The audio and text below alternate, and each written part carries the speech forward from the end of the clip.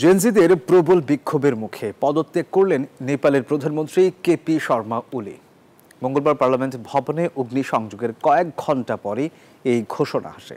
আর এর পরপরই হেলিকপ্টারে করে কাঠমান্ডু ছেড়ে পালান তিনি। শুধু প্রধানমন্ত্রী নয়, তীব্র ক্ষোভের মুখে অন্যান্য নেতা কর্মীদেরও সেনাবাহিনীর হেলিকপ্টার ব্যবহার করে সরিয়ে নেওয়া হয়েছে। আর বিশ্লেষকরা বলছেন, বাংলাদেশ শ্রীলঙ্কার বিক্ষোভ দেখে অনুপ্রাণিত হয়ে কঠোর আন্দোলনে নেমেছিলেন নেপালের তরুণরা। শ্রীলঙ্কা ও বাংলাদেশের পথ ধরেই জেনজিরা বদলে দিল নেপালের চিত্র।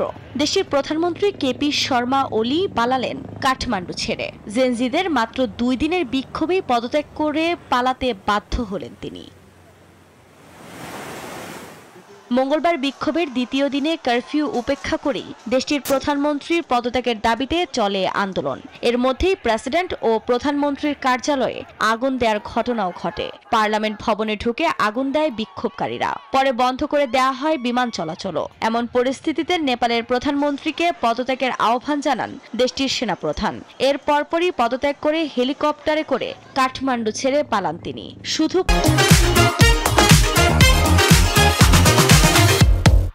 প্রধানমন্ত্রী নয়, তীব্র ক্ষোভের মুখে অন্যান্য নেতাকর্মীদেরও সেনাবাহিনীর হেলিকপ্টার ব্যবহার করে সরিয়ে নেওয়া হয়েছে। গণমাধ্যমের তথ্য বলছে, নেপালের প্রধানমন্ত্রী পদত্যাগ করার পরে স্বয়ংক্রিয়ভাবে সরকারের পতন নয়। হিমালয় জাতির নির্বাহী প্রধান ছিলেন কেপি শর্মা ওলি। তবে প্রেসিডেন্ট রামচন্দ্র পৌডেলি সরকারের প্রকৃত প্রধান হিসেবে দায়িত্ব রয়েছেন।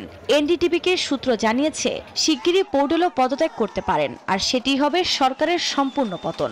দেশটির আইন শৃঙ্খলা পুনরুদ্ধার এবং নতুন সরকার প্রতিষ্ঠা না হওয়া পর্যন্ত সেনাবাহিনী হস্তক্ষেপ করবে, এমনও জানিয়েছে কাঠমান্ডু পোস্ট।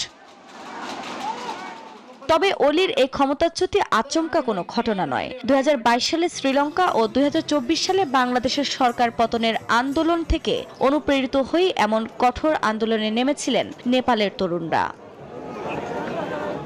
গত সপ্তাহে Facebook, Instagram, LinkedIn, YouTube, WhatsApp, x সহ 26টি সামাজিক যোগাযোগ মাধ্যম, প্ল্যাটফর্ম ও বার্তা আদান প্রদান অ্যাপের উপর নিষেধাজ্ঞা জারি করেছিল ওলির নেতৃত্বাধীন সরকার।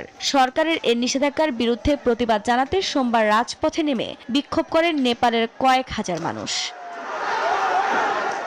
আফরিন মৌ, নিউজ 24।